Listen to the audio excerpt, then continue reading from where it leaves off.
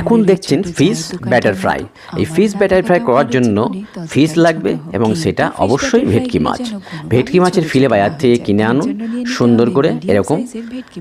তার মধ্যে একটু নুন দেন, নুন দেওয়ার পরে একটু গোলমরিচ ছড়িয়ে দেন, গোলমরিচে লেবু দেন, দিয়ে ভালো করে মাখিয়ে একটু রেখে দেন। দিয়ে আমরা ধনেপাতা, লঙ্কা, আদা রসুন বাটা দিয়ে তারপরে গোলমরিচ, গরম মশলা দিয়ে নুন দিয়ে ভালো করে সুন্দর করে মাখবো।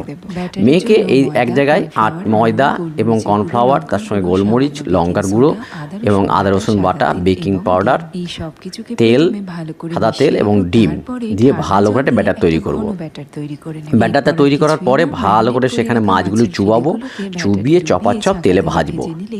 এই তেলে ভাজার দুটো পদ্ধতি আছে। একবার ভাজলে নরম হবে, আর একটু লাল লাল করার জন্য প্রথমে হালকা ভাজবেন এবং তারপরে দুবার ভাজবেন। ভাজলে মচমচে হয়।